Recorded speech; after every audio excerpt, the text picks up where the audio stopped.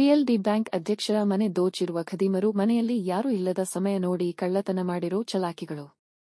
ಕೋಲಾರ ಜಿಲ್ಲೆಯ ಶ್ರೀನಿವಾಸಪುರ ಪಟ್ಟಣದ Venkateshwara ಬಡಾವಣೆಯಲ್ಲಿರುವ PLD bank ಅಧ್ಯಕ್ಷ ದಿಂಬಾಲ್ ಅಶೋಕ್ ರವರ ಮನೆಯಾಗಿದ್ದು, ಖಾಸಗಿ ಕಾರ್ಯಕ್ರಮ ನಿಮಿತ್ತ ಕುಟುಂಬ ಸಮೇತ ಮೈಸೂರಿಗೆ 3 ದಿನಗಳ ಹಿಂದೆ ತೆರಳಿದ್ದು, ಮನೆಯಲ್ಲಿ ಯಾರೂ ಇಲ್ಲದ ಸಮಯ ಖಚಿತಪಡಿಸಿಕೊಂಡು ದರೋಡೆ ಮಾಡಿದ್ದಾರೆ. ಮನೆಗೆ ಹೊರಭಾಗದಲ್ಲಿ ಅಳವಡಿಸಿದ್ದ ಸಿಸಿ ಕ್ಯಾಮೆರಾ ಕಿತ್ತು ಹಾಕಿದ್ದಾರೆ. ಸ್ಥಳಕ್ಕೆ ಶ್ರೀನಿವಾಸಪುರ ಪೊಲೀಸರು, ಶ್ವಾನದಳ, ಬೆರಳಚ್ಚು ತಜ್ಞರು ಭೇಟಿ ಪರಿಶೀಲನೆ ನಡೆಸುತ್ತಿದ್ದು, ಮಾಹಿತಿ ತಿಳಿದು ಮೈಸೂರಿನಿಂದ ಮನೆ ಮಾಲೀಕರು ಆಗಮಿಸುತ್ತಿದ್ದಾರೆ.